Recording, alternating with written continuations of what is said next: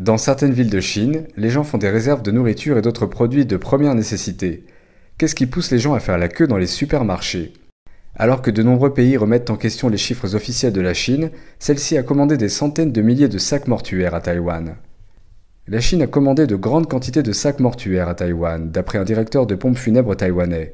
Il a récemment reçu des commandes urgentes de 100 à 200 000 sacs mortuaires. La dernière fois qu'il a vu des commandes aussi importantes, c'était après le tsunami en mer de Chine méridionale.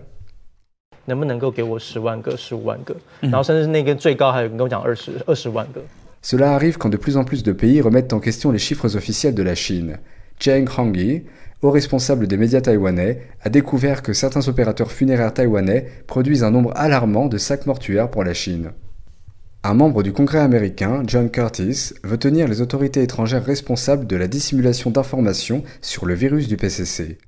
Le projet de loi permet également de sanctionner les fonctionnaires étrangers qui dissimuleraient de futures épidémies.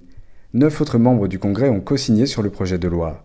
Selon M. Curtis, il est de plus en plus clair que les autorités chinoises ont accéléré la propagation du virus en ne prenant pas de mesures rapides. Les sanctions comprennent la révocation de visas et la saisie des biens. À Wuhan, la famille d'un défunt a été harcelée par la police après avoir créé un groupe de discussion sur les médias sociaux chinois. Une famille de Wuhan a créé un groupe de discussion sur une application chinoise de médias sociaux, WeChat, après que leur père soit mort du virus du PCC. Mais la police s'est rendue chez l'homme et lui a demandé de se rendre au poste de police pour qu'il explique pourquoi il a créé ce groupe de discussion.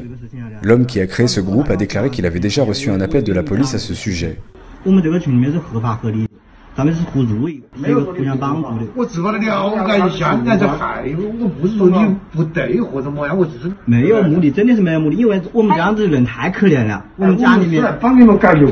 Il a ajouté qu'avant la mort de son père, ils ont demandé à de nombreuses reprises à la communauté de les aider pour l'envoyer à l'hôpital. Des vidéos comme celle-ci montrent que le gouvernement surveille de très près les citoyens grâce à des applications comme WeChat. Dans une autre vidéo diffusée début février, une femme a été réprimandée par la police pour avoir mis en ligne des informations sur le virus du PCC. La police est venue chez elle et lui a demandé de supprimer le post ou d'en assumer les conséquences juridiques.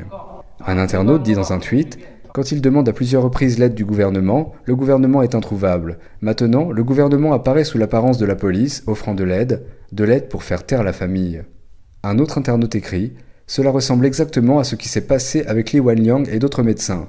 Le régime ne pense pas qu'il en sera tenu responsable.